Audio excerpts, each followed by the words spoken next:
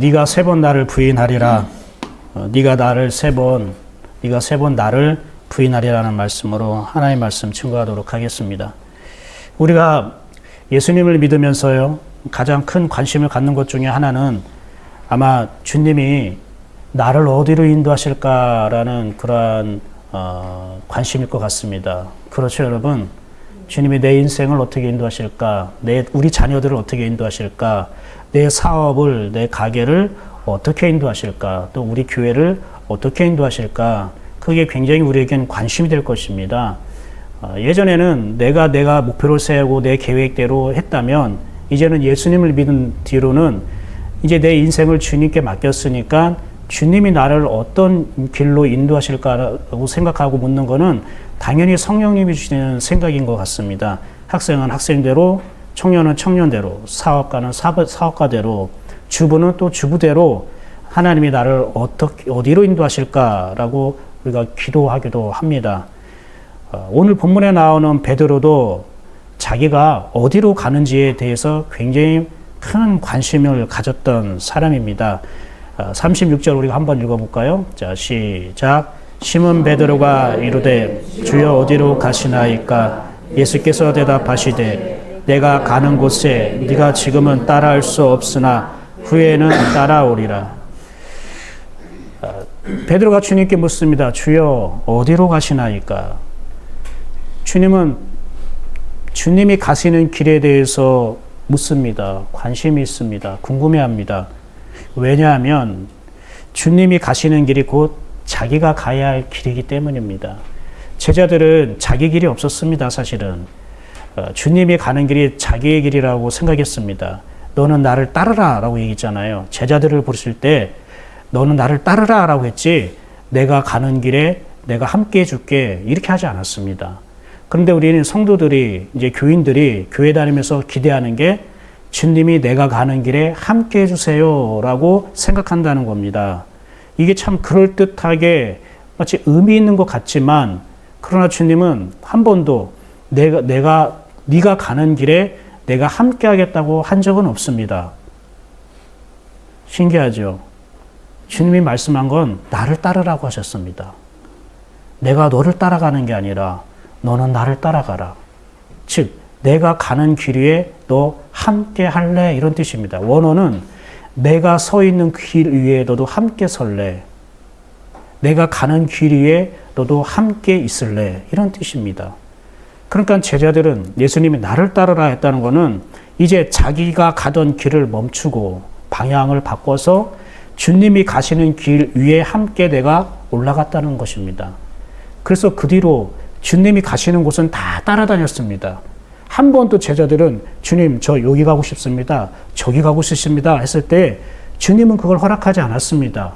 아버지가 돌아가셔서 장례를 치른다고 했을 때에 제가 장례를 치르고 주님을 따르겠습니다 했더니 그걸 허락하지 않았습니다. 죽은 자는 죽은 자에게 장사 지내고 너는 나를 따르라 이렇게 말씀하셨습니다. 물론 거기에는 영적인 의미가 들어있지만 주님께서 분명한 목적이 있었습니다. 네가 나를 따라오면 너는 후회하지 않을 것이다. 너는 나를 따라오면 너는 부족하지 않을 것이다. 너는 나를 따라올 때에 너는 참된 자유와 행복을 누릴 것이다. 그래서 주님은 내가 너 가는 길에 내가 함께 할게가 아니라 너 나를 따라올래? 내 길 위에 함께 있을래? 라고 우리를 초청하신 것입니다. 여러분은 생각은 어떻습니까? 내가 가는 길에 주님이 함께 하기를 원합니까? 아니면 여러분은 주님이 가시는 길에 여러분이 함께 하고 있습니까? 이게 바로 종교인과 신앙인의 차이입니다. 은혜를 받은 사람과 은혜가 없이 신앙생활하는 사람의 차이입니다. 신앙인은 주님을 따르겠습니다, 주님의 길로 걷겠습니다 라고 하는 사람이고, 종교인은 내가 하고자 하는 일을 주님이 도와주십시오 라고 하는 것입니다. 여러분이 기도의 자리에서 기도하는 내용이 어떤 내용이 더 많습니까? 주님의 뜻을 알려주십시오. 제가 주님 길 위에 서겠습니다. 주님과 함께 걷고 싶습니다. 주님의 방향대로, 주님의 방법대로 살고 싶습니다 라고 기도합니까? 주님, 제가 지금 이런저런 일을 하고 있는데 이거 잘 되게 도와주세요. 이걸 해결해 주세요 라는 기도의 내용이 더 많습니까? 물론 내가 얽히고 설킨 문제를 해결해 주시는 거에 주님이 관심을 갖지 않는 것은 아닙니다. 주님은 자기를 따르는 자들의 그 문제를 주님께서 돌봐주길 원하십니다. 주님과 함께하지 않고 주님의 길을 따르지 않는데, 주님의 뜻을 챙기지 않는데 우리의 문제를 주님께서 도와주신다면 그 사람은 착각하게 됩니다. 내가 주님을 잘 믿고 있나 보다. 야, 내가 믿음이 괜찮은가 보다. 주님이 이런 것도 들어주시니까. 그래서 여러분, 베드로가 주님이 가시는 곳은 마다하지 않고 어디든지 따라갔어요. 그게 자기의 길이고 자기의 인생이었기 때문에요. 그리고 그 길을 한 번도 후회한 적도 없었고요. 비록 주님의 방법과 자기 방법은 달랐지만, 굉장히 달랐잖아요. 그죠? 베드로의 생각과 주님의 생각이 달랐고, 예수님의 방법과 베드로의 방법은 너무너무나 달랐어요. 성경에 조금만 읽으면 그게 금방 드러나요. 그럼에도 불구하고 베드로는 주님이 걷는 길을 부인하지 못했고 주님을 따르는 길을 포기하지 않았다는 거예요. 오히려 주님을 따라가다 보니까 자기가 생각했던 것보다 더 큰 영광과 기쁨을 누릴 수 있었습니다. 그래서 베드로는 그런 마음으로, 그런 기대감으로 주님께 묻습니다. 주여, 어디로 가시나이까? 주님, 어디로 가십니까? 그런데요. 이번에는 주님의 분위기가 심상치 않습니다. 주님께서 이렇게 말씀하시는 거예요. 내가 가는 곳에 너가 지금 따라올 수 없어. 이게 한 번 얘기한 게 아닙니다. 33절에 이렇게 말씀하셨어요. 한번 읽어볼까요? 자, 시작. 작은 자들아,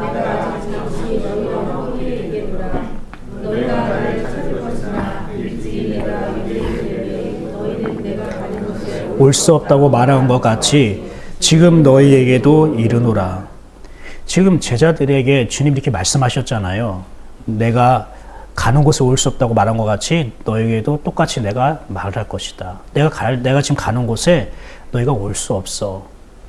그리고 나서 예수님이 하신 말씀이 뭐냐면 새 계명을 너희에게 주니니 너희가 서로 사랑하라 라고 말씀을 주셨어요. 그리고 나서 베드로가 묻는 거예요. 뭐에 대해서 물을까요?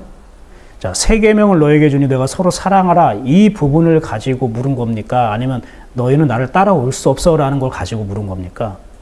예, 너희는 나를 따라올 수 없어. 여기에 지금 관심이 있는 거예요. 주님은 지금 그걸 중요하게 생각하지 않고 내가 지금 새 계명을 너에게 줄 거야. 이것을 예수님은 메인 메시지로 전해드린 건데 이 메인 메시지가 안 들리는 거예요. 지금 베드로하고 제자들은 예수님이 새 계명을 주니 너희가 서로 사랑하라. 이건 듣는 둥 마는 둥. 이게 지금 안 들어온 거예요. 뭐가 들어온 거 중요합니까? 예수님을 따라가기 때문에 지금 예수님 따라올 수 없다고 하니까 지금 평생은 아니지만 3년 6개월 동안 주님을 부르시고 나서 한 번도 주님과 헤어진 적이 없고 따라가지 않은 적이 없는데 지금 따라올 수 없다니까 지금 이게 급한 겁니다. 제자들에게는. 지금 베드로가 지금 이게 정말 더 중요했던 거예요. 예수님은 새 계명을 너희에게 주느니 서로 사랑하라 이거 주시려고 말씀하신 건데 이게 더 중요했던 건데 베드로와 제자들은 다른 게 중요했던 거예요. 그러니까 이 말씀을 들은 베드로는 은근히 기분이 상한 겁니다. 주님이 나를 모르시나? 이제까지 내가 주님을 어떻게 따라갔는데 지금 주님이 이제 따라올 수 없다고, 자기가 가는 곳에 내가 갈 수 없다고 이렇게 말씀하실까? 나를 너무 무시하는 게 아닐까? 내가 그동안 주님 열심히 따라갔던 거를 주님은 혹시 잊어버린 것이 아닐까? 이런 마음의 의혹을 갖고 있는 것입니다. 그러니까 단순히 주님이 어디로 가는지 궁금해서 물어본 게 아니에요. 여러분, 우리가 택시를 딱 타면 택시기사분이 뭐라고 물어보죠? 어디로 가실까요? 아니면 어디까지 모실까요? 이렇게 묻잖아요. 그럼 택시기사분이 그 승객에게 어디로 가는지 궁금해서 물어본 겁니까? 아니에요. 그 사람이 어디 가는지 택시기사분이 뭘 관심 갖습니까?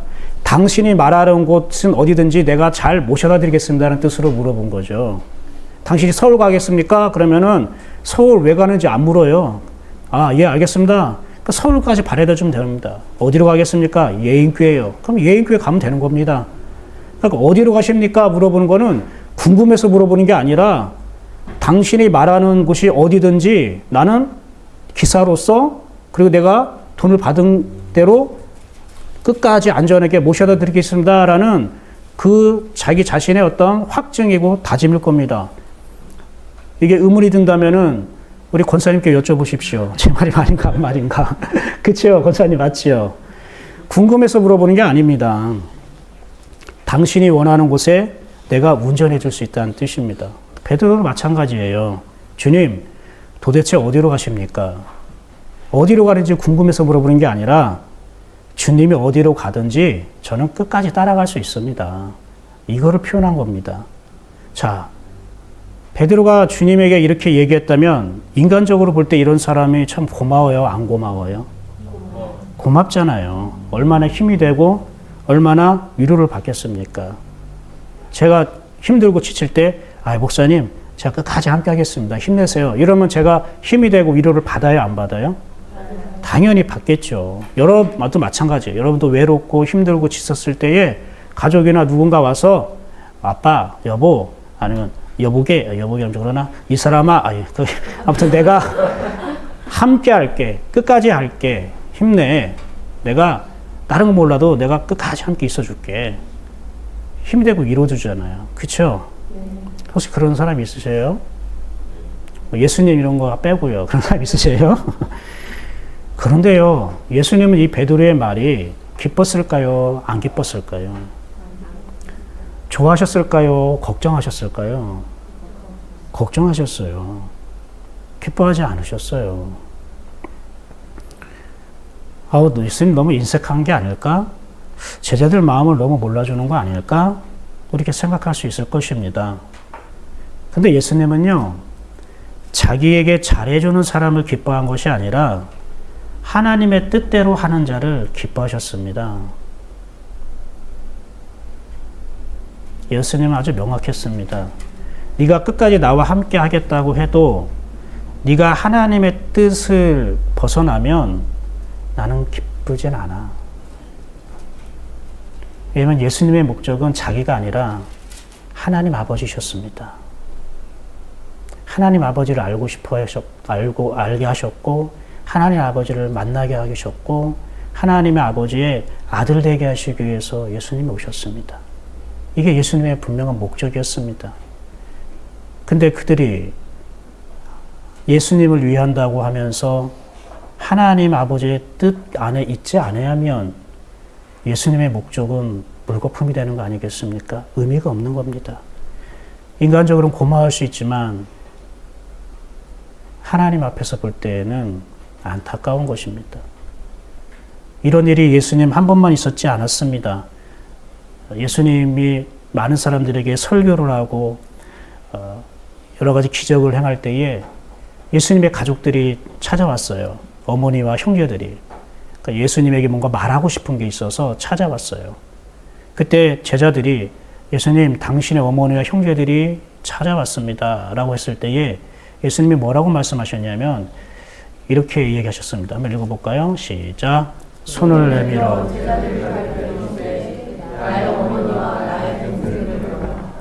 누구 보고 나의 어머니와 동생이라고 했어요? 제자들이요. 그럼 제자들은 누굽니까? 주님과 함께 걷는 사람이요. 주님의 말씀을 지금 받아들이고 있는 사람이에요. 주님의 말씀을 받아들이고 있는 사람. 그러면 어머니와 동생들은 그 제자들 가운데 있었다는 거예요? 아니면 집에 있다가 왔다는 거예요? 집에 있다 왔다는 거예요. 즉 예수님이 하시는 사역의 현장이 없었어요. 예수님이 말씀하시는 곳에 가족이 없었어요. 예수님이 기적과 표적을 행하는 곳에, 예수님이 하나님의 몸 되어 살아서 그 영광을 나타내는 곳에 가족은 없었어요. 그리고 가족의 다른 유대인들의 소문을 듣고 걱정했어요. 예수님을. 야, 예수님 좀 말려야겠다. 걱정한다. 사람들이 우리 예수를 나사렛 출신이라고 무시하고 또 경멸하고 또 신성 모독한다고 하고 좀 이상하다고 지금 하고 있는데 좀 예수를 좀 우리가 뜯어 말려야겠다. 저러다 큰일 나겠다. 예수님을 말리려고 찾아온 거예요. 그러니까 예수님이 말씀하신 거예요. 이렇게 말씀하셨습니다. 한번 읽어볼까요? 시작. 누구든지 하늘에 계신 내 아버지의 뜻대로 하는 자가 내 형제요 자예요 어머니라 하시더라. 예수님은 가족을 무시한 건 아닙니다. 예, 무시하지 않았습니다. 이건 가족들에게도 포함된 거죠. 가족이 아버지의 뜻대로 행하면 진짜 참된 가족이라는 겁니다. 영혼의 가족이 된다는 거예요. 우리 가족은 육적인 가족이 있고 영적인 가족이 있습니다. 육적인 가족은 가족끼리 똘똘 잘 뭉치는 겁니다. 그러나 영적인 가족은 하나님의 뜻 안에서 하나가 된 가정입니다. 서로가 하나님의 뜻에 관심이 있는 가정입니다. 아빠도 엄마도 자녀들도 하나님의 뜻 안에서 살고 싶어하는 관심을 가진 가정이 영적인 가정입니다. 이 말을 다르게 얘기하면 여러분 가정 구성원 중에 부모님이 됐던 자녀가 됐던 신랑이 됐던 아내가 됐던 간에 하나님의 뜻대로 행하지 않고 살아간다면 가족이 아닙니다. 하나님의 뜻대로 살고 있는 자가 여러분의 진짜 가족입니다. 그래서 영적으로 이거를 분별하고 구별해서 볼 수 있어야 됩니다. 왜 우리 가족은 하나가 안 돼? 왜 우리 가족은 이렇게 자꾸 싸워, 다퉈, 이렇게 깨져? 이게 상함이 있어. 가족이 아니니까 그렇습니다. 진짜 가족은 가족 구성원 한 사람 한 사람이 하나님의 뜻대로 살고자 하는 마음을 있어야 되는 겁니다. 여러분의 가정은 어떻습니까? 영적인 가정입니까? 육적으로 좋은 가정입니까? 육적으로 혈통으로도 아름다운 가정이 되시기를 축복합니다. 그러나 거기에 머물지 말고 영적으로도 아름답게 영글어가는 복된 가정 되시기를 축복합니다. 옆 사람과 일치할까요? 영적으로 육적으로 아름다운 가정 되길 축복합니다.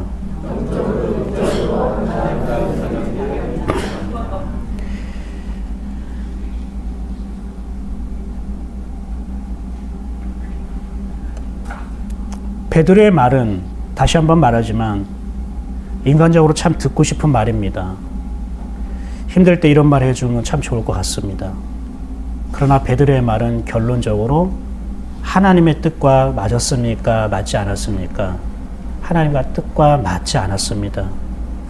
그래서 예수님은 베드로에게 지금은 따라올 수 없지만 후에는 따라오리라 라고 대답하셨습니다. 이게 하나님의 뜻입니다. 베드로야, 제자들아, 지금은 나를 따라올 수는 없어. 그런데 후에는 따라올 거야 라고 말한 이것이 하나님의 뜻입니다. 그러면 베드로는 이것을 받아들이는 게 하나님의 뜻대로 하는 것이겠죠. 예수님 이렇게 말씀하셨다면. 근데 베드로는 받아들였을까 안 받아들였을까요? 안 받아들였답니다. 그렇다면 왜 지금은 따라갈 수 없다고 얘기할까요? 주님이 말한 이 지금은 뭘까요? 언제를 말할까요?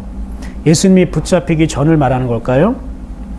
여러분, 이거는 물리적인 시간을 말하는 거 아닙니다. 이 지금이라는 거는요, 베드로의 영적인 형편을 말하는 겁니다. 주님이 네가 지금은 나를 따라올 수 없다 하실 때 쓰인 말이 헬라어로 디나마이라는 헬라 단어를 쓰셨어요. 근데 이 디나마이는 여러분 많이 폭발하는 거 뭐죠? 다이너마이트죠. 이 디나마이트에서 나온 말이에요. 그러니까 폭발, 다이너마이트는 굉장히 큰 힘, 파워, 능력, 어마무시한 어떤 그 에너지를 포함된 말이잖아요. 그 말을 쓰신 거예요. 그러니까 네가 나를 따라올 수 없다 할 때 이 말은 너는 나를 지금 따라올 만한 디나마이, 힘이 없어. 너는 지금 나를 따라올 만한 능력이 없어. 너는 지금 나를 따라올 만한 권세가 없어. 이런 뜻이에요. 너는 지금 그런 나를 따라올 만한 힘, 능력, 에너지, 권세가 네 안에 없는데 어떻게 나를 따라오겠다는 거냐. 이런 뜻인 거예요. 베드로를 무시하는 게 아닙니다. 왜요? 왜 지금은 왜 베드로가 주님을 따라갈 그 디나마 힘, 능력이 없는 겁니까? 성령님이 오시지 않았기 때문이에요. 성령은 하나님의 힘이잖아요. 하나님의 능력이잖아요. 하나님의 권세잖아요. 성령님이 오시지 않았으니까 내가 주님을 따라가고 싶다 하더라도 못 따라가는 겁니다. 주님이 이걸 알려주신 거죠. 그럼 베드로 이때까지 성령을 알았다는 겁니까? 몰랐다는 겁니까? 몰랐다는 거예요. 몰랐다는 거는 지식으로 몰랐다는 게 아니라 경험한 적이 없다는 겁니다. 그냥 베드로는 자기가 열심히 준비하고 의지만 강하면, 확실하게 돼 있으면 내가 주님을 잘 따라가고 주님을 잘 믿는 줄 알았습니다. 근데 주님은 그런 베드로를 반대하셨습니다. 야, 성령의 능력이 없으면, 성령이 아니고서는 네가 나를 믿을 수도 없고 나를 따라올 수 없단다. 여러분 이 말씀에 동의하십니까? 아멘입니까? 맞습니다. 중요한 건 성령이 내 안 내주하시고 그분의 능력에 힘입어서 그분의 도우심을 받아서 우리가 주님을 따라가는 건데 베드로에게는 아직 그것이 없었던 겁니다. 그래서 그 후에는 따라오리라 라고 말씀하셨어요. 보세요.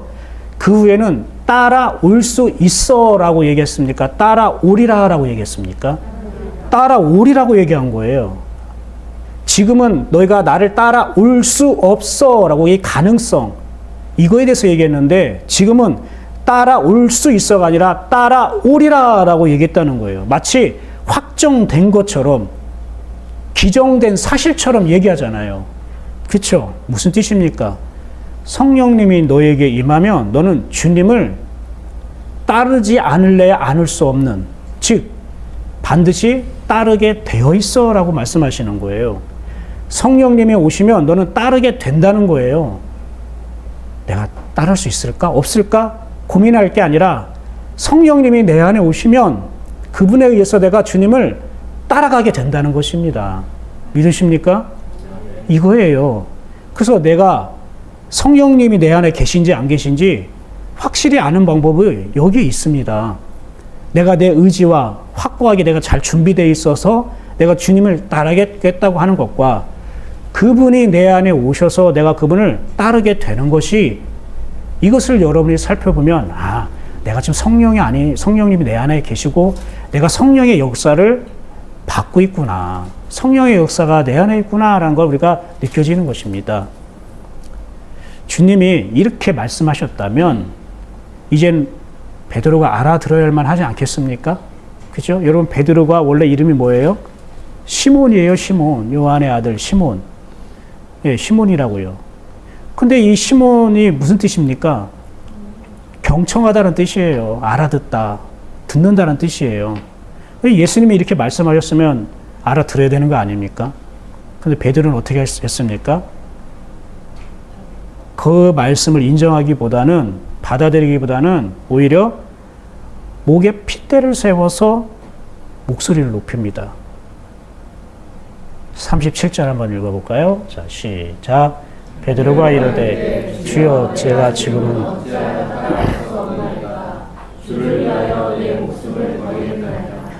주를 위하여 내 목숨을 버리겠나이다 이렇게 얘기합니다. 대단하지 않습니까? 자기 아버지를 위해서 그렇게 얘기도 하지 않을 거예요. 가족을 위해서도 이렇게 얘기하지 않을 거예요. 그런데 피 한 방울 섞이지 않는 예수님이 보고 내 목숨을 버리겠습니다. 주님을 위해 자기 목숨을 바치겠다고 말하는 거예요. 이게요, 다른 복음서 마가복음에는 이렇게 표현하고 있어요. 한번 읽어봅시다. 시작. 베드로가 힘있게 말하되 내가 주와 함께 죽을지언정 주를 부인하지 않겠나이다 하고 모든 제자도 이와 같이 말하니라. 베드로가 어떻게 얘기했다고요? 힘있게 얘기했대요. 여러분 여기서 힘있게라는 말이 원어로 무슨 뜻이냐면 정도를 넘어서다 이런 뜻이에요. 과도하다 이런 뜻이에요. 여러분 과식하면 어떻게 돼요? 체하고 또 안 좋죠. 똑같은 거예요. 과음, 그죠? 과음이 뭐예요? 음악을 너무나 지나치게 사랑한다는 뜻일까요? 과음? 일단 과음도 뭐예요? 안 좋잖아요. 그러니까 이건 뭐냐면 과언이에요. 과심이에요. 자기 마음을 지나쳤다는 거예요. 과언, 자기 말을 지나쳤다는 거예요. 힘있게 말했다는 것은 하나님의 기준을 넘어서서 얘기했다는 것입니다. 다른 말로 하면 베드로는 자기의 믿음을 초과한 말이라는 거예요, 이게. 내 믿음의 분량, 내 믿음의 수준, 내 믿음을 초과해서 한 말이라는 거예요. 그게 힘있게 말한다는 거예요. 그냥 목소리 높여서 강조해서 어필하는 게 아니라 성경은 이걸 말하는 거예요. 베드로가 자기 믿음을 넘어서서 얘기하고 있도다. 아무리 여러분 우리가 은혜의 고백과 간증이 좋아도 자기 믿음을 초과해서 말하면 그게 자기 자신의 올무가 된다는 걸 꼭 기억하시기 바랍니다. 그러니까 좋은 간증, 좋은 어떠한 은혜의 고백을 나누는 것이 좋지만 나의 믿음을 넘어서서 힘있게 얘기해서는 안 되는 거예요. 이게 베드로가 주님께 지금 말하고 있는 그런 현실이에요. 모습이에요. 그리고 누가복음에서도 베드로의 또 이런 의지를 이렇게 표현하고 있습니다. 한번 읽어볼까요? 시작. 그가 말하되 주여 내가 주와 함께 오게도 죽는 데에도 가기를 각오하였나이다. 지금 똑같은 얘기인데 마태복음, 마가복음, 누가복음, 요한복음이 각기 다른 모습으로 표현하고 있는 거예요. 여기서는 누가가 각오하였나이다 라고 표현하고 있어요. 이 각오하였나이다는 뜻은 어떤 뜻이냐면 한번 따라해 보시겠습니까? 빈틈없이 준비하다. 또 하나 있어요. 완전히 세웠다.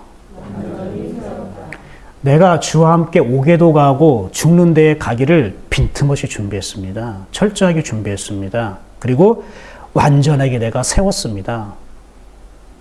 이런 뜻이에요.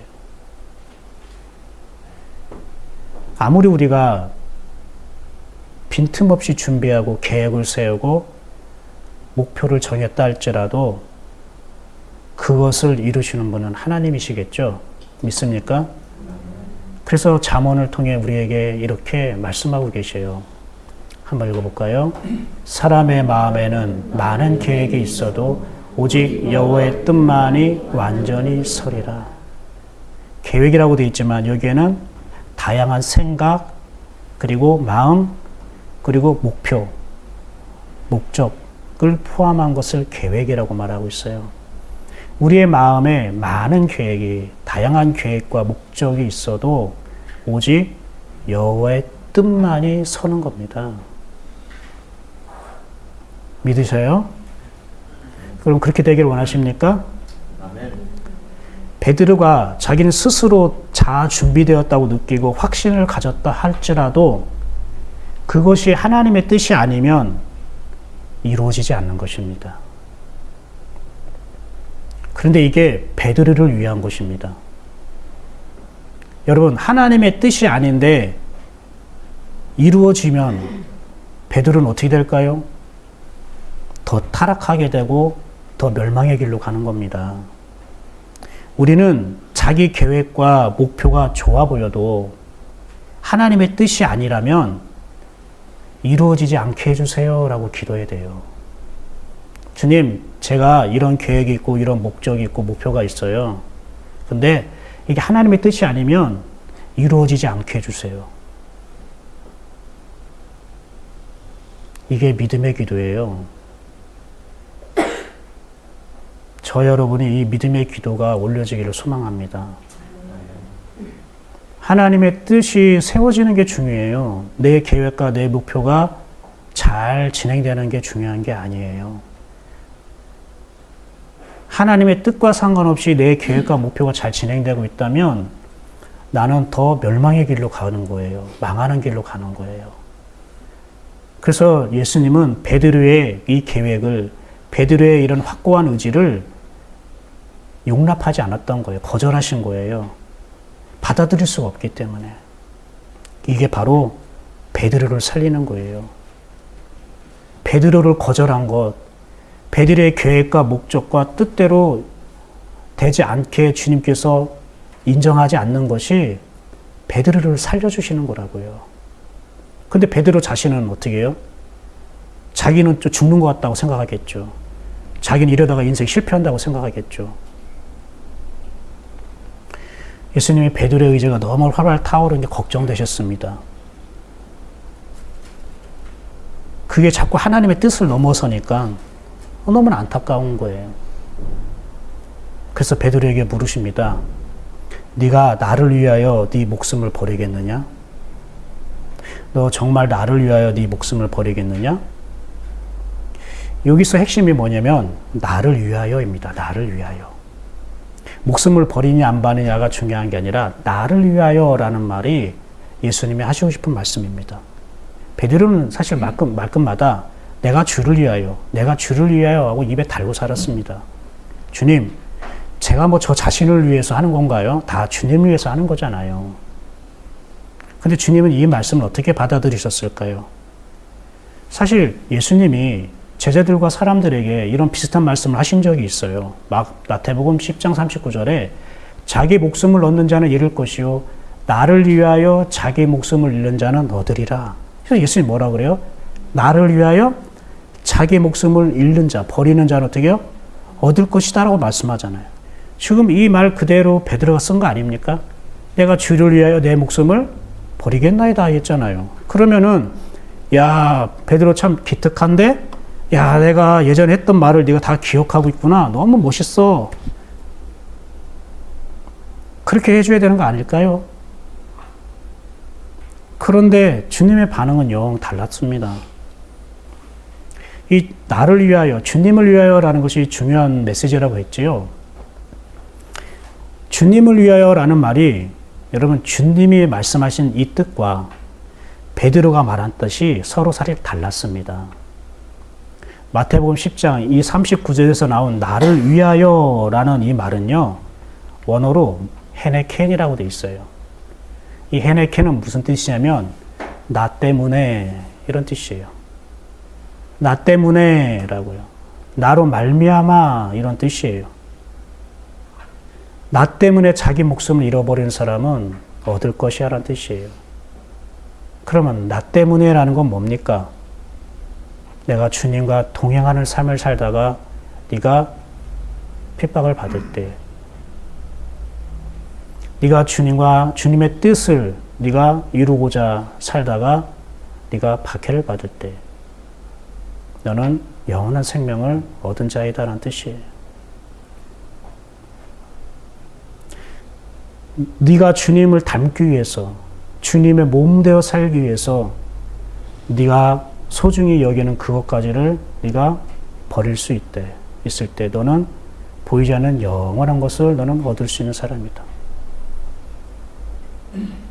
이 말씀을 주님은 이렇게 또 말씀하셨어요. 한번 읽어볼까요? 시작. 나로 말미암아 너희를 욕하고 박해하고 거짓으로 너희를 거슬러 모든 악한 말을 할 때에는 너희에게 복이 있나니. 이게 나로 위하여는 말은 안 되잖아요. 그러니까 나로 말미암아 나 때문에라는 거예요. 너희가 나 때문에는 뭘까요? 나와 함께하기 때문에 하나님의 생각과 하나님의 마음을 너의 삶에 적용하기 때문에. 그런데 너희가 원치 않는 박해와 악한 말을 들을 때에 너희에게 뭐라고요? 복이 있도다라고 얘기하는 거예요. 그게 복이래요. 하나님이 주시는 복이 이렇게 달라요. 또 이렇게 설명하고 있어요. 의를 위하여 박해를 받는 자는 복이 있나니 천국이 그들의 것임이니라. 의를 위하여가 아니라 의 때문에 이런 거예요. 그 의는 뭡니까? 주님과 동행하는 삶을 의라고 하는 겁니다. 더 정확하게 얘기하면 하나님이 내게 오셔서 하나님의 일하심이 나타나는 것을 의로움이라고 하는 거예요. 의라고 하는 거예요. 하나님이 일하시는 걸 의라고 하는 거예요. 그럼 하나님이 일하지 않고 인간의 목적과 욕심으로 일하는 걸 뭐라고 할까요? 그걸 불이라고 이야기하는 거예요. 하나님이 일하는 걸 의, 인간이 일하는 걸 불이. 하나님이 일하시는 걸 선, 인간이 일하는 거를 악이라고 말하는 거예요. 그러니까 의를 위하여라는 거는 하나님이 나를 통해 하나님이 일하시는 것 때문에 내가 세상에 박해를 받는다면, 박해라고 되어 있지만 여러분 실질적으로 우리가 이슬람 문화권이나 다른 종교를 섬기는 나라에서 섬기지 않으면 종교적, 신앙적인 핍박과 박해를 받지는 않겠죠. 우리나라에서는. 그럼 요즘 박해는 뭘까요? 이 박해는 원래는 이런 뜻이에요. 말로 말로 상처를 받다. 그러니까 말로 심한 말을 듣다라는 뜻이에요. 그러니까 수근수근거리다. 나를 두고 사람들이 함부로 말로 정죄하고 판단하다. 이거를 박해라고 하는 거예요.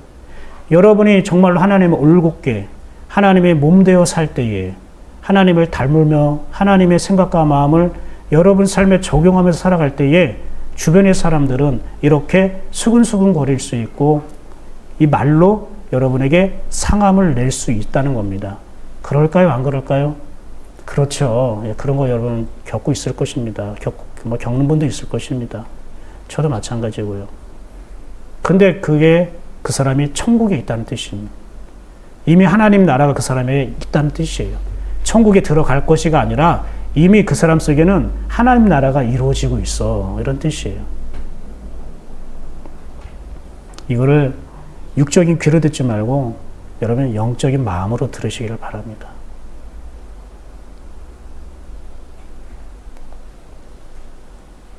그럼 베드로가 이 헤네켄이라는 주님 때문에 주님으로 말미암아 내가 내 목숨을 버리겠습니까? 이렇게 얘기했습니까? 아닙니다. 주님이 말한 것은 이렇게 다릅니다. 베드로가 말한 것은 주님을 위하여는 헤네켄이 아니라 다시 한번 읽어볼까요? 시작. 베드로가 이르되 주여 내가 지금은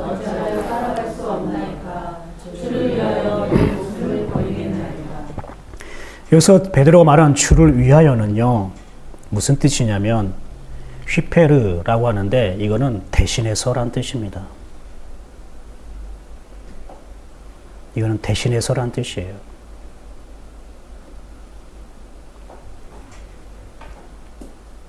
이 대신해서라는 말은요 더 우월하고 초월적인 의미를 가진 말이에요.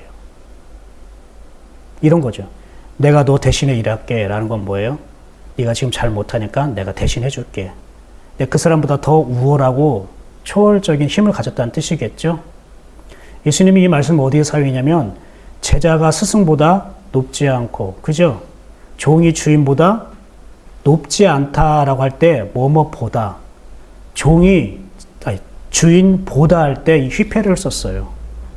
그러니까 종이 주인을 대신할 수 없잖아요.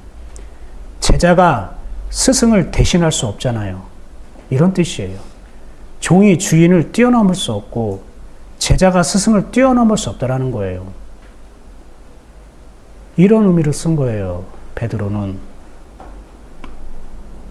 그래서 이것을 원어로 풀었으면 이렇게 돼요. 내가 당신을 대신해서 내 목숨을 정했습니다. 내가 당신을 대신해서 내 목숨을 정했습니다. 여러분, 예수님의 생명은 누가 정하는 겁니까? 하나님이 정하신 것이 아닐까요? 그죠?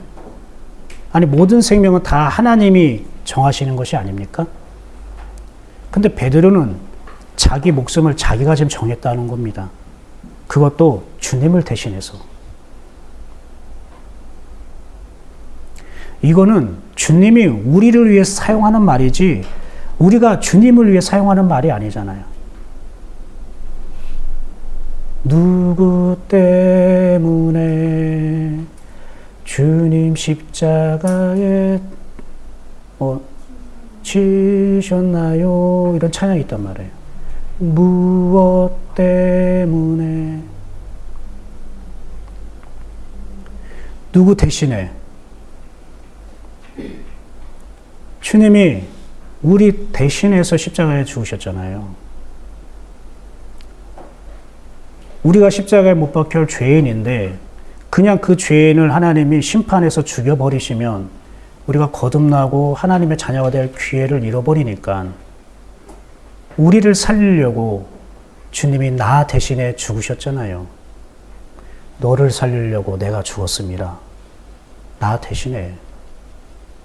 이거는 만왕의 왕 주님께서 한없이 작고 연약고 죄인된 우리를 위해 사용하는 말이지 감히 제자가 예수님에게 사용할 수 있는 말이 아니라는 거예요.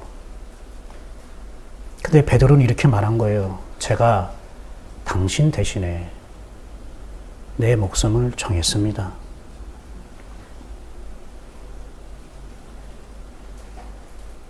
예수님이 우리에게 이렇게 다가오셨잖아요. 예수께서 대답하시되, 마가복음 14장 24절에 이것은 많은 사람을 위하여 흘리는 나의 피, 곧 언약의 피니라. 많은 사람을 위하여 흘리는 피. 이 위하한다는 게 뭐예요? 많은 사람 대신에 흘리는 피라는 거예요.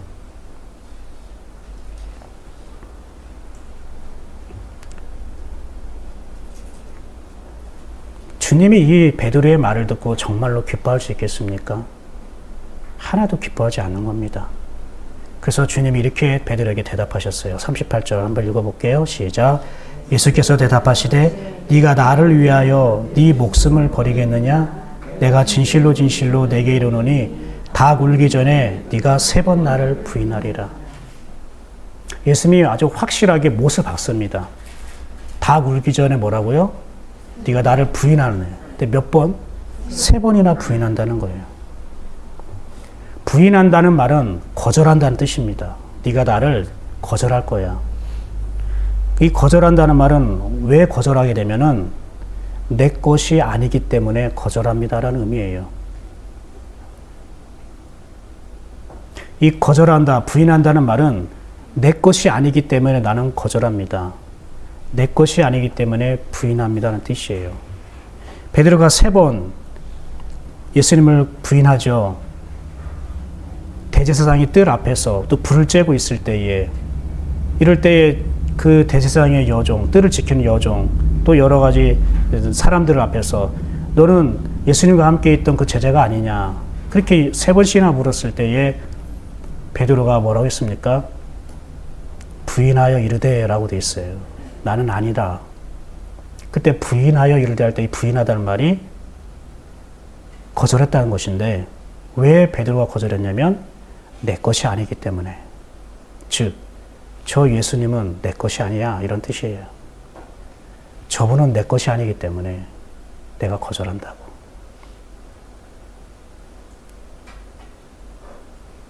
주님이 우리를 바꾸시려고 다가오실 때에 어떤 사람들은 자꾸 피하고 숨고 거절한 사람들이 있습니다. 굉장히 강한 사람들은 그렇게 나타나더라고요. 왜 그들은 그렇게 거절할까요? 왜 숨고 피할까요? 아직 주님 것이 되고 싶지 않다는 겁니다. 아직 주님을 내 것으로 삼지 않겠다는 것입니다. 왜? 그러면 많은 부분을 내가 변화되고 바꾸고 달라져야 되니까. 내 인생의 계획도, 준비했던 것도, 방향도, 목적도 주님에 의해서 달라지고 바뀌어지고 주님을 따라가야 되니까 아직 내 것이 아니라는 겁니다. 그래서 자꾸 숨는 것이고, 그래서 강하게 이렇게 거부하는 것입니다. 그런데 꼭 예수님이 이 기한을 딱 지정했었어요. 시간을. 닭 울기 전에. 이렇게요. 왜 닭 울기 전이라고 예수님은 못 박으셨을까요? 여러분, 닭이 운다는 것은 어떤 의미가 있을까요? 여러분, 닭이 꼬끼요라고 딱 울을 때 보통 우리는 어떤 생각을 하게 됩니까? 예, 아침이 오는구나. 그죠? 아침이 밝아오는구나 생각하겠죠. 그러니까 닭 우는 소리는 새벽을 깨우는 소리죠. 빛이 임하는 시간이 가까이 왔다는 걸 우리에게 알리는 소리입니다. 그런데 베드로는 이 닭이 울기 전에 부인했다고 말합니다. 그러니까 닭이 울기 전에는 아직 아침이 오지 않았다는 것, 빛이 임하지 않았다는 것이겠죠. 그냥 닭이 울기 전에는 베드로는 어떤 상태라는 겁니까?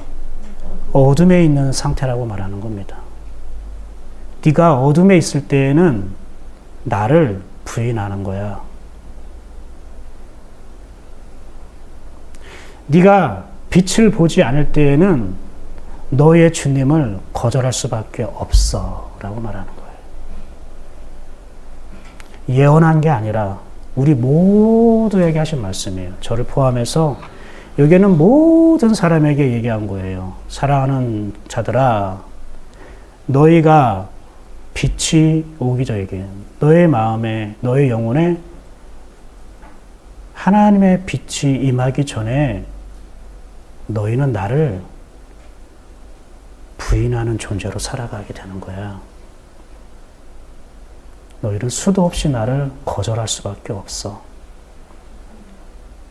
우리의 존재를 두고 얘기한 겁니다. 우리의 영적인 실체를 두고 예수님께서 말씀하시는 거예요.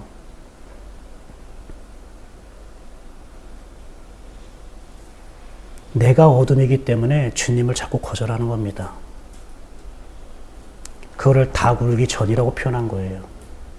그러니까 저와 여러분은 내 영혼의 닭 울음소리를 듣지 않으면은 주님을 계속 거절합니다. 말씀도 거절하고 주님의 뜻도 거절하고 주님의 방법도 거절하고 주님의 목표도 거절합니다. 우리에게 필요한 거는 닭 우는 소리가 필요합니다. 그게 복음입니다. 내 영혼을 깨우는, 내 영혼의 아침을 맞이하게 하는 그 복음의 소리, 닭 우는 소리요. 이게 시골에서 설교할 때는 어르신들에게 이걸 잘 적용하라고, 닭 우는 때마다 적용하라고 하겠는데, 우리는 지금 없으니까 여러분 알람에 닭 우는 소리로 바꿔가지고 한번 해보십시오. 훌륭한 적용이 되지 않을까. 농담으로 얘기한 건 아닙니다. 여러분 웃어주셔서 감사하지만 꼭게요라고 휴대폰에 적용하면 닭 울기 전에 네가 3번 나를 부인하리라 말씀을 생각해서 우는 겁니다. 베드로가 왜 울었을까요? 주님의 말씀이 생각나서 울었다고 했죠. 아, 주님의 말씀이 맞구나. 내가 힘있게, 내가 강하게 주님을 따르겠습니다 했던 내 의지와 내 결단, 그 믿음은 이 가짜였구나. 내가 틀렸구나. 그래서 여러분, 우린 주님의 말씀 듣고 기뻐도 해야겠지만 주님의 말씀을 듣고 통곡도 할 수 있어야 되는 거예요. 어떻게? 내가 틀렸습니다. 주님 감사합니다. 내가 틀렸습니다. 할렐루야. 이렇게 해야 되는데, 와, 주님이 내 소원 들으셨어. 아멘. 주님이 내 뜻을 들으셨어. 이것만 여러분 좋아서 울지 마시고, 와, 주님이 내가 나를 틀렸다고 말씀하셨어. 주님이 너는 아니야 라고 말씀하셨어. 왜? 이것도 내 영혼은 개벽이 일어나는 일이니까. 이게 내가 복음을 들은 거니까. 이게 내가 아침을 맞이한 거니까. 저녁이 되고 아침이 되는 이는 첫 번째 빛이니라.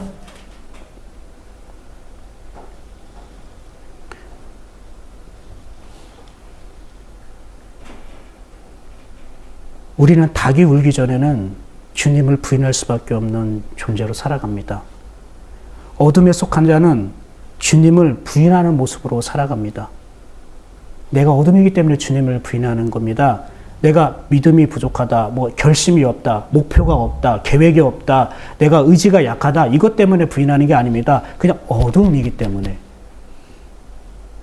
내가 어둠 속에 속했다도 아닙니다. 내가 어둠입니다. I am darkness. I am black. 내가 어둠이라는 거예요. 그래서 내가 어둠이기 때문에 내 힘과 내 의지를 어필하는 겁니다. 주님께. 어둠이란 무엇입니까? 아무것도 안 보이죠. 어두워지면 아무것도 없죠. 그러니까 어때요? 인지 능력이 있어요, 없어요? 그러니까 이게 컵이고 이게 펜이고 이게 휴대폰인지 어둠을 알 수 있을까요, 없을까요? 모르죠. 모른다는 건 뭐예요? 두 자로? 무지. 어둠이라는 건 무지하다는 뜻입니다. 모른다는 거예요. 그래서 우리가 무지해서 판단하는 거예요. 무지해서 내 말을 주장하는 거예요. 그 무지해서 내가 믿음을 초월해서 얘기하는 거예요. 무지하니까 내 힘을 내는 거예요. 우리가 하나님을 알면 결코 내 힘을 쓸 수가 없어요. 내가 하나님을 알면 결코 내 말에 힘을 줄 수가 없어요. 오히려 하나님을 알면 할수록 내 힘을 내려놓게 되는 거예요. 왜? 하나님이 일하시기 편할 수 있도록. 어둠이란 무지한 자입니다. 닭 울기 전에 우리의 모습은 무지한 사람입니다. 그 무지는 세상에 대한 지식 이런 게 아니라 하나님의 지식이 없는 자를 무지하다고 얘기하는 겁니다. 호세아에서 이렇게 말씀하셨어요. 호세아 4장 6절에 내 백성이 지식이 없으므로 어떤다고요? 망하는도다. 아니, 지식이 없어서 망한대요. 그럼 이 지식은 뭘까요? 바로 얘기하고 있어요. 하나님을 아는 지식도 없고, 내 백성이 하나님을 아는 지식도 없고, 그러니까 하나님을 아는 지식이 없다는 건 하나님에 대해서 무지하다는 거겠죠. 우리 영혼이 무지해서요. 하나님을 모르는 거예요. 하나님 뜻을 모르는 거예요. 그런데 이 말씀을 이미 예수님이 설명하셨어요. 한번 33절 다시 한번 읽어볼까요? 자, 시작. 작은 자들아, 내가 아직 잠시 너희와 함께 있겠노라. 너희가 나를 찾을 것이나 일찍이 내가 유대인들에게 너희는 내가 가는 곳에 올 수 없다고 말한 것과 같이 지금 너희에게도 이르니라. 예수님 지금 제자들에게 이렇게 설명하고 있어요. 뭐라고 부릅니까? 작은 자들아 라고 얘기했어요. 예수님이 제자들에게 작은 자들아 라고 부르십니다. 지금 방금 전까지 제자들은 무엇 때문에 싸웠죠? 서로 큰 자가 누구냐고 싸웠던 제자들에게 예수님은 작은 자들아 라고 부르셨어요. 여러분, 큰 자와 작은 자는 지난번에 드렸죠? 큰 자는 뭐예요? 하나님과 가까운 자, 친밀한 자, 영혼이 건강한 자, 하나님께서 가득 채워진 자요. 줄 수 있는 게 있는 자요. 작은 자는 뭐라겠어요? 하나님과 멀리 있는 자요. 동떨어져 있는 자, 영혼이 병들고 약한 자, 하나님 것을 받지 못한 자, 이게 작은 자예요. 그럼 예수님은 제자들에게 큰 자라고 부르지 않고 작은 자들이라고 부르었다는 건 뭡니까? 너희가 아직 어둠이라는 거예요. 무지한 자라는 거예요. 호세에서 말한 하나님을 아는 지식이 없는 자들이라는 거예요. 하나님을 아는 지식이 없으니까 서로가 크겠다고 싸우죠.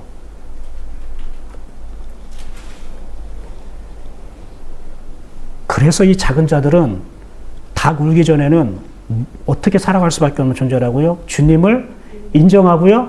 아니요, 부인하고. 주님을 받아들이고요? 아니요, 안 받아들이고 살아갈 수 없는 존재예요. 이게 여러분을 책망하거나 정죄하는 것이 아니라 오히려 소망과 위로를 주는 메시지라는 걸 믿으시기 바랍니다. 그게 나를 아는 거니까, 아, 나는 내 믿음이 부족하고 내가 힘이 없고 의지가 없고 목적이 없고 뭐가 없고 이것 때문인데, 아, 내 닭 울기 전에 내 작은 자였군요. 그래서 내가 주님이 오는 걸 자꾸 피하고 싶고 자꾸 내가 끊고 싶고 숨고 싶고 이런 게, 아, 내가 작은 자였고 내가 닭 울기 전에 닭 울음소리를 듣지 못한 상태이기 때문에 내가 이렇게 반응하는 거군요. 나를 알게 하시는 메시지잖아요.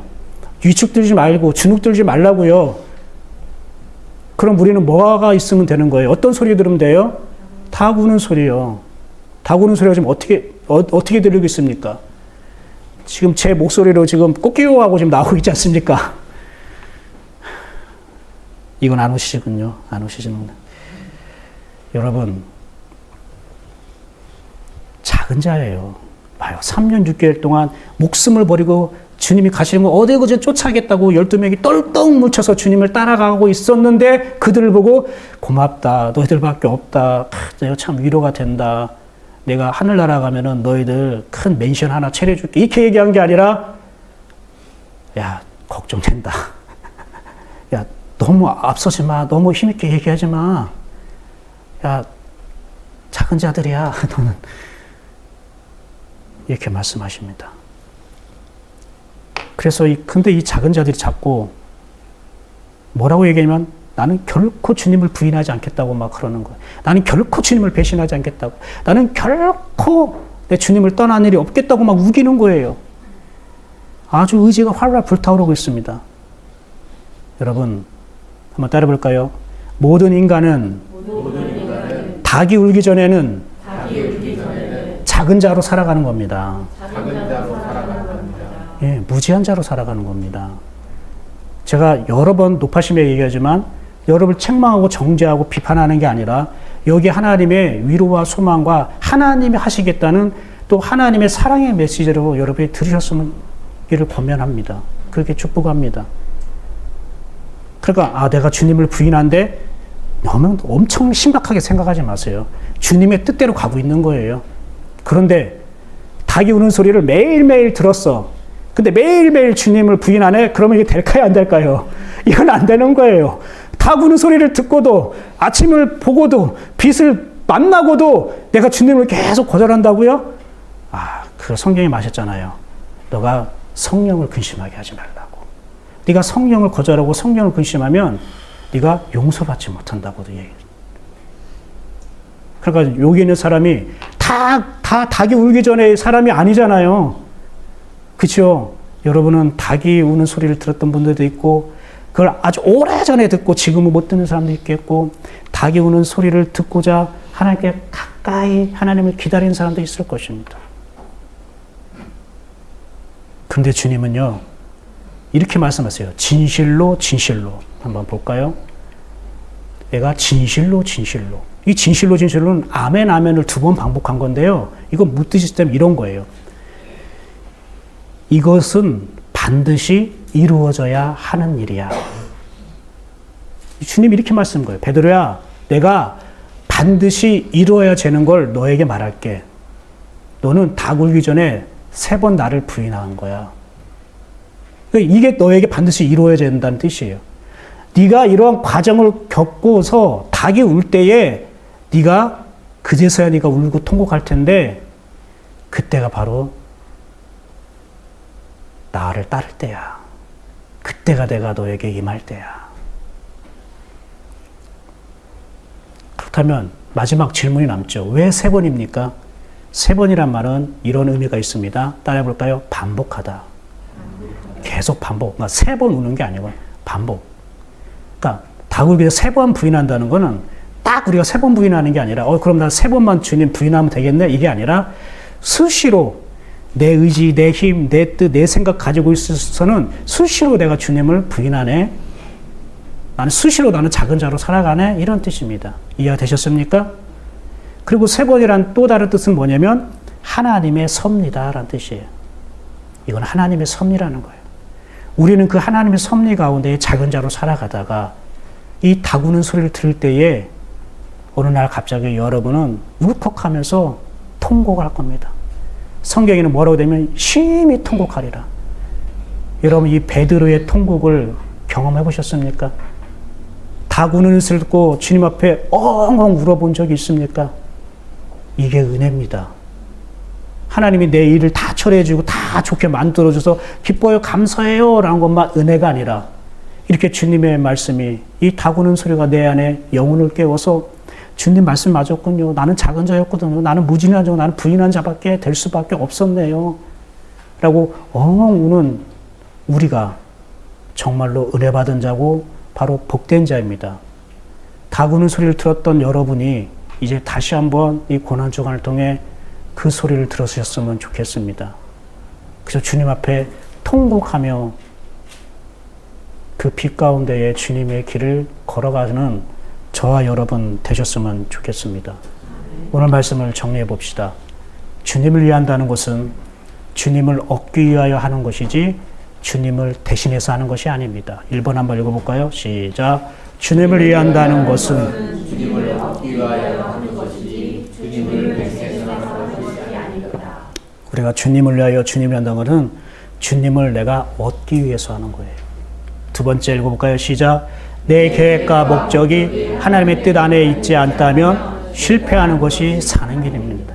이게 사는 길입니다. 3번째 읽어볼까요? 시작. 닭 울기 전 우리는 주님을 부인할 수밖에 없는 작은 자입니다.